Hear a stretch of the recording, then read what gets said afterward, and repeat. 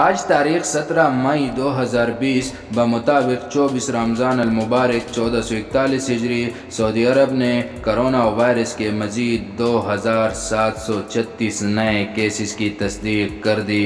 آج corona virus سے صحتیابی پانے والے افراد کی تعداد 2056 ریکارڈ کی گئی۔ آج رپورٹ کیے جانے والے نئے کیسز ملا کر سعودی عرب کے اندر کرونا وائرس کے مجموعی کیسز کی تعداد 54,752 تک جا پہنچی، جبکہ کرونا وائرس کو شکست دینے اور صحتیابی پانے والے افراد کی مجموعی تعداد 25,722 ہو گئی ہے۔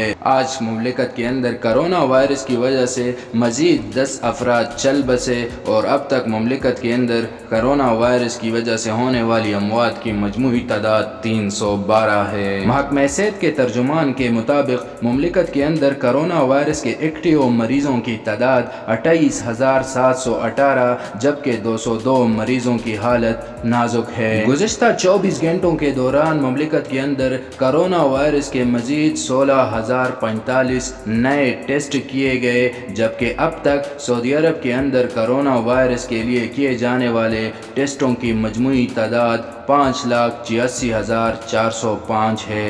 آج جاری کیے جانے والے رپورٹ کے مطابق کرونا وائرس کے سب سے زیادہ کیسز مکہ مکرمہ میں 557، الریاض 488، مدینہ منورہ 392، جدہ 357، الدمام 286، الحفوف 149، الجبیل 149، الطائف 81، الخبر 51، القطیف 54، تبوک 18، الدہران اور بیش میں 15، بیشا 14، بریدہ 12، الہدا، القریب اور حائل میں 9، جبکہ سبت علایا میں 7 نئے کیسز ریکارڈ کیے گئے۔ دیگر شہروں میں بقیق، القنفذہ 6، یمبو 5، الگوز، الرین میں 5، العقیق، حفر الباطن، الخرج، الدرعیہ میں 4، خمیس مشید، احد، رفیدہ، محائل عسیر، الگارہ، املج، سامتہ، المزلیف، حوطہ بن تمیم میں 3، جبکہ راس تنورہ، صفوہ، طریبان، نمرہ، منفذ الحدیثہ، المزاحمیہ میں 2، اور رجال امع،